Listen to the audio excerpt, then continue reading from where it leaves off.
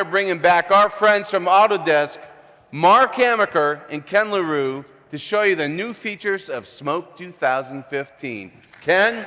All right, thank you. Take it away. End it with a bang. All right, thank you, Dan. We're really excited to be back here. We knew this was going to be the last presentation of the night, so we did want to have some fun with it, but we also want to show you some of the features in the new Smoke. So there's a lot of things to be excited about. We're introducing Smoke 2015. This is the next big version of Smoke. We've got a lot of things that we're excited about. Ken's going to launch it up, and well, we will have the bang part, but I have a couple slides to show you. Don't get too disappointed in that. But we're very excited. So Ken, do you want to bring that up, and can we get Smoke up on the screen?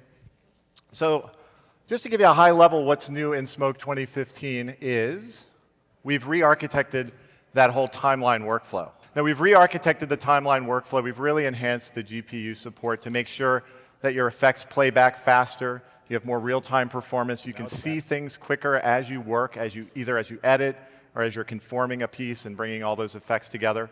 We've added one of the most requested features, which is 3D tracking. Yes, not just for Canaan, but we listen to a lot of people for that.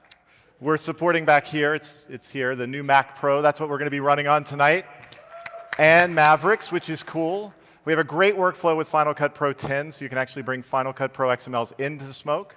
And we've introduced for the first time the ability to export an XML, although it's still pretty basic, but we are doing that. And then we continue to add a lot of usability enhancements. There's a new trimming workflow and all of that in there. So lots of stuff, a lot of stuff. And then at the bottom, you see coming soon desktop subscription plans. Because it's never been more affordable to get into Smoke, we realized a lot of people said $3,500 is great, but that's too much up front. It's too hard to pay that. So now you can actually start using Smoke on a term basis, $195 if you go by the month. If you go for an annual plan, that's a year, you can see $1,750, that divides into about $145. So really kind of trying to change the bar as far as making that accessible to people. And I think combined with this new version, people are going to be excited. And the subscription plans are available starting on May 8th. And I'm really excited about this. Now, Ken, we've been giving away these books. Can you toss me one of the books, Ken? Can you try again? That's better. OK, there we go. So I don't know if you guys got this. I only have 2 left, but if you come by the Autodesk booth, we're giving away copies of Alexis von Herkman's Smoke Essentials book. This has been updated for 2015. Alexis is here. Maybe you can get him to autograph it. I don't think he wanted to autograph all 200 copies, but he is here. And what's cool about this is Alexis produced a short film, and that's actually the content for the book, and it's downloadable content, so you can actually download it and work along with it. And to kind of show off Smoke 2015, Ken has created a demo using that footage. So Ken, I'm going to let you take over and show the demo. Absolutely. We're going to have it on a bang. What I want to do here, first of all, is just kind of scrub through some of the shots from Alexis's film. It's a very heavy, effect-driven film. It's a great storyline. It's a great film. He created everything inside of Smoke, all editorial work, all audio, and all the effects shots. Some of the main shots are these heads-up displays that the woman will use in the future. She has contacts in her eyes, and that's what allows her to see her communication, her computers, and so on. And I want to first just go through the steps of how this shot was done, one of the shots. So over here, I've got my timeline. I'm going to zoom in here. We've got a couple elements. I've got a clip of this gentleman. And if I go down the bottom layer, you can see that we have the actual woman. She's supposed to be talking to the heads-up display in front of her. In my bins over here, I've got a bunch of different elements that are all animations that were created in Smoke, and we now want to composite them together in 3D space to make them look like they're floating in front of her. The most important part of that is really the depth of field that's part of the actual heads-up display. What's awesome is that's all going to be created in Smoke. But let's first just backtrack and talk about working inside of our timeline. So down in my timeline, I look at my clip. I'm also going to go to a one-view layout right now to focus on the footage that I'm working on.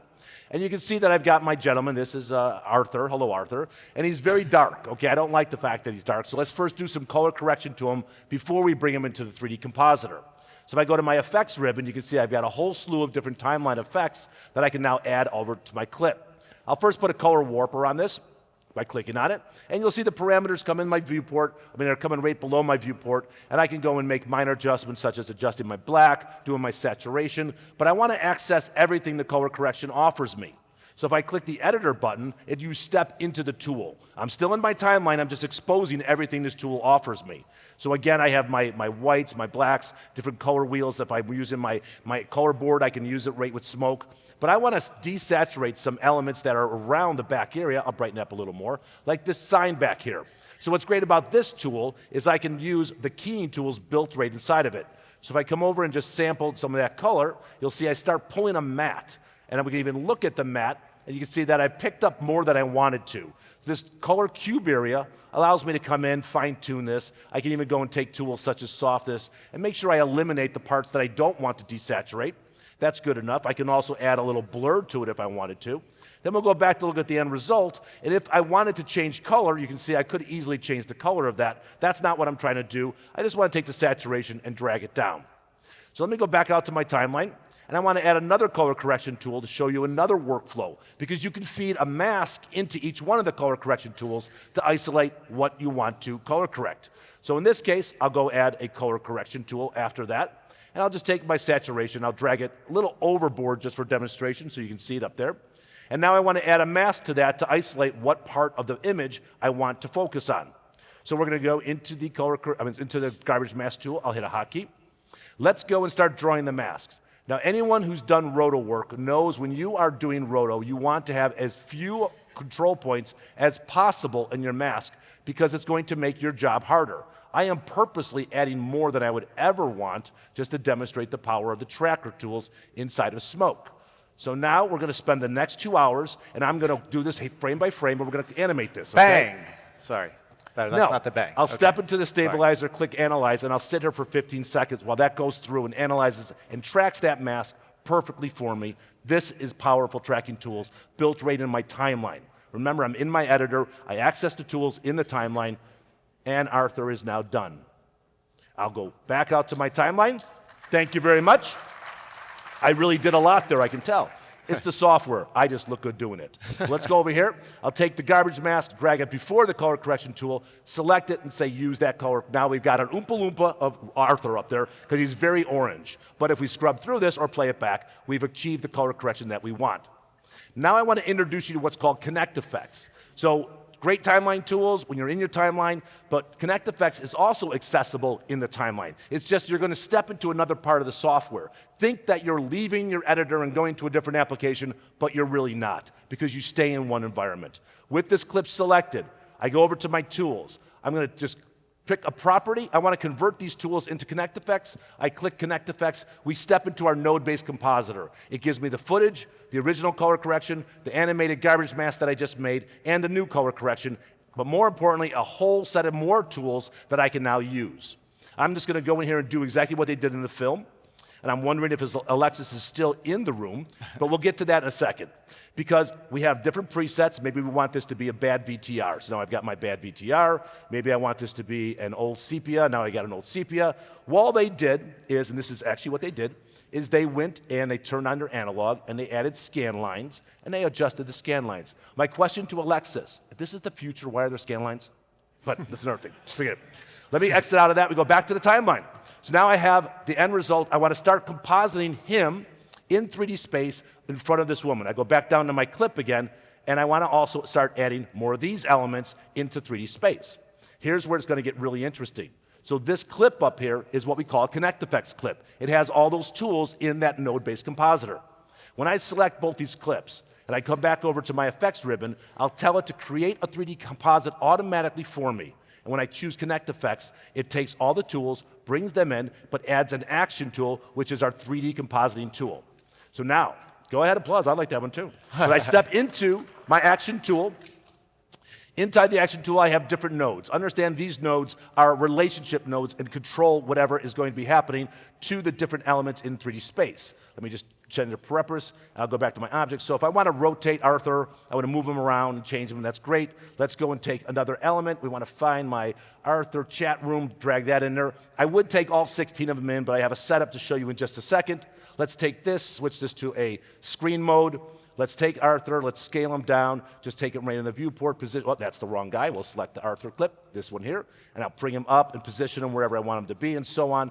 Now we need to make sure that it follows the camera tracking of the original plate. So if I scrub through, it's not doing that. Now I could take each one of these axes and track them independently, but that would be really not an efficient workflow. I'll go back to my action bin and take another axis, and I'll just double click on that, and we'll step into the tracker. Now, this is not the 3D tracker. We haven't got to the 3D tracker yet. No. Don't blow it for me, Mark. Just Hold on. wondering. Wait.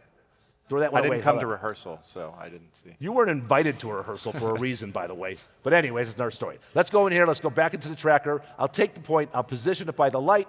I just click Analyze again. I know I'm focusing a lot on the tracker, but you really can see how powerful this is. And this is all our 2D tracker. The point of doing this on an independent axis, though, is I can use that as the parent for many different layers. So I don't have to repurpose the animation or manually do the animation. I'll just kiss and connect those. Now that is my master.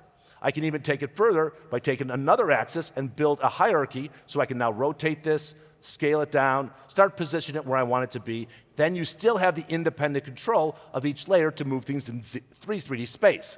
Now this is what we did, and I'm going to open a setup for you very quickly, because as I said, there's like 12 different layers, and we don't want to spend that much time. But once it opens up, you'll see it's a little more complicated. Let me zoom in just to make sure everything's good. It is. I'll take my output, my main output to my timeline, and add it in here. We're going to go into the action tool, and you can see all it is multiple layers. I'll take the axis as I did before and just kiss them all and connect them. And then I'm going to add one more axis just like I showed you before, and I'll rotate this one so it's in 3D space. You can see what I did. I spaced them out in Z depth so that I can create depth of field. Now, if you're familiar with a 3D application, you understand what depth of field is. You can create a black and white image to control what elements are closer to the camera and what closer and further away from the camera. What's beautiful about Smoke is I can do that also. I'm going to first hide my back layer. I don't want her in here.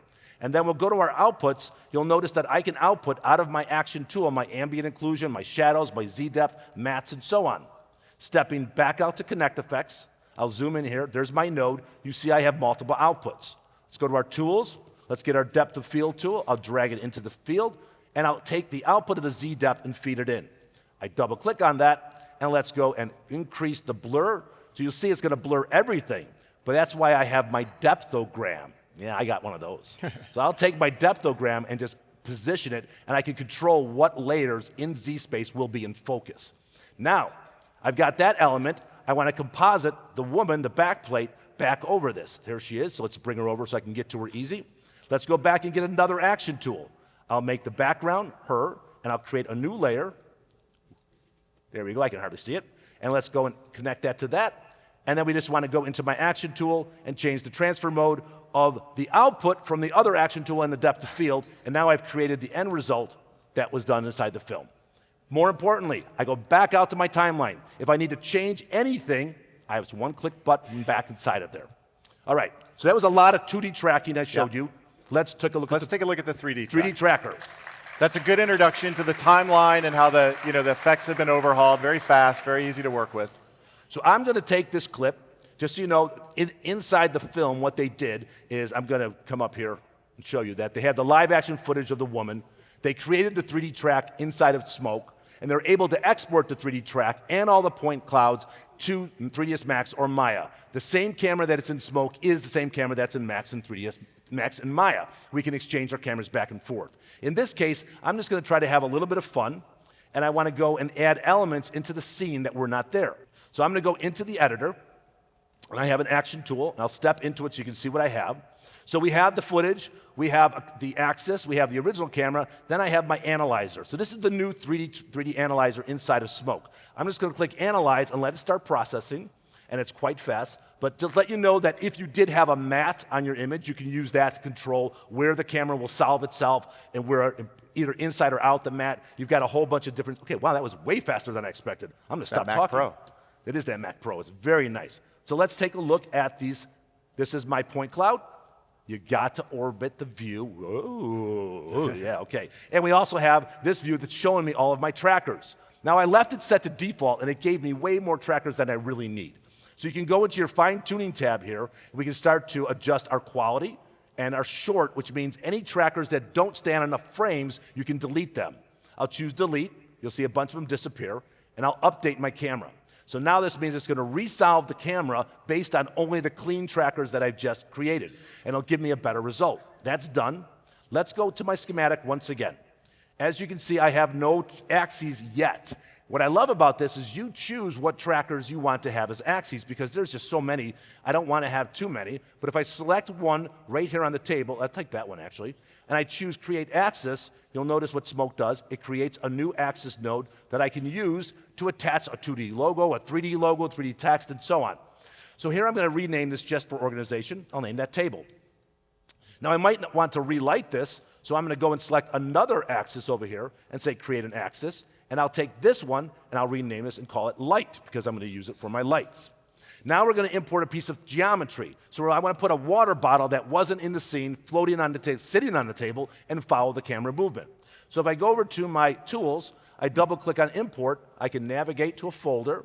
I make sure FBX, 3ds Max, Alembic, all the different file formats that you can bring in. I'll come in here, I'll select this water bottle, I'll bring it in. Now it's brought in, but you don't see it until I take the axis and I connect it. Now Hey, I've got this giant. Is this? Mark, I'm in the middle of a demo. I know, but you've been showing this water bottle all week. It's kind of boring. It's a nice water bottle. Yeah, but we're not advertising for whatever water bottle company. I thought you had something special. Right.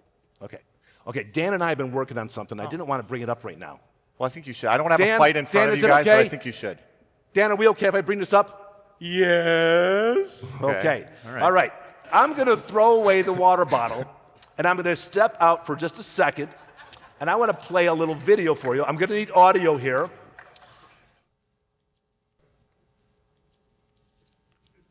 We're live here at Autodesk in Waltham. We're going to model my head in 3D with 1-2 3D Catch.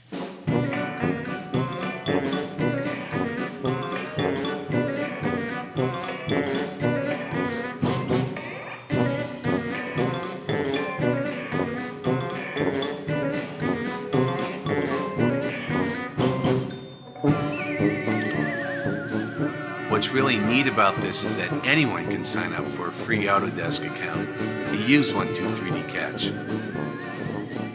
So 123D Catch is a free application from Autodesk. You can go to 123dapp.com, you sign up, all you do is put your email in there and a password, and you can access a whole bunch of different applications that are totally free. And what Dan did for us, because we did obviously cahoots with him before we came in, is he went and took from his iPhone pictures of himself or his iPad all around himself. And what that allows you to do then is send those still images up to the cloud to 123D Catch, and it actually creates a model for you. And then you can download that model and import it into programs like 3ds Max, Maya, and Smoke. So instead of a water bottle, we thought it'd be fun to bring Dan's head into the scene. Oh. Okay? Okay. So let's go back over here. I'm going to step back into my setup. We were working, so again, I got my tracker. So here's the axis that I was using for the water bottle until Marc rudely interrupted me. I will now choose import, and we're going to step up just a little bit. I got a folder called Dan's Head. Every computer has a folder named Dan's Head. I'll come in here, and we'll take Dan, and we'll say, hey, Dan, come on in. Now, Dan's going to come in, and I'm going to connect them just like I did the water bottle. And hello. Now I have this giant model of Dan's head that's been brought into my scene. We're going to take that, first of all. Let's scale him down. I know he has a big head. He's got a lot of ego, but let's just bring him down a little bit. Okay, so there he is. We'll put him on our table. You see I can scrub. Now he's there. I can't believe that woman's not screaming at this moment. But I don't know what she's working on, but that's mad science right there. But then it got even weirder, because all of a sudden, we were doing Dropbox and sharing files and going back and forth, and I wanted to come in here, and all of a sudden I got a new model that showed up, and I was like, okay, what's this? So I'm just going to take the new model and drop it in, and suddenly I had this. Oh. And I'm like, what the hell is going on? What's Dan doing? And then we realized everyone knows for a fact that Dan does have a brother. So all of a sudden Don shows up, and we're like, what the heck's going on with these brothers? So let me connect him into my scene. So I've got a second head. We're just going to rotate him a little bit, move him over there. Wait, what did I do? Bear with me, people. What did I do wrong? Oh, don't blow my demo, man. There he is. Hello, buddy. So we can rotate him around this way. Don't make them kiss. What? Don't make them kiss. Yeah, right. No, I won't. Actually, you might. What actually, Foreshadowing. But what you guys don't realize, and this is the real secret we're about to reveal, and I'm probably going to get in big trouble for this, but Dan has two more brothers, Paul and Gene. Wait a minute, let me show you who they are. Okay, so that's not the makeup that him and his brothers wear on a regular basis. So I'm going to take my axis and just connect it, And we're going to take our guys and start to move them where we want. Don't rotate it anymore, Ken. Here's another one. Oh my gosh. Take this one, and there's another one. But that's not the right makeup. That's not what they wear. No. Of course not. We're just going to say, who are you? Then we've got this guy, and then we got this guy, and then we got this guy. Let's add a light in the scene now. So I take my light. I'm going to select my light and track it to the light tracker that I had over here, right? We want to make this look realistic. Oh, yeah, there we go. No, we want to go this way. So now I've got my light, so we can now take this in 3 space, move this back. There is what actually ended up happening. So don't tell anyone outside this room, but Dan and his brothers are actually Kiss, okay? And if you don't believe it, Well, I don't know, you know. I'm gonna need audio one more time, please, on my Mac. Are we ready? Crank it up, baby. All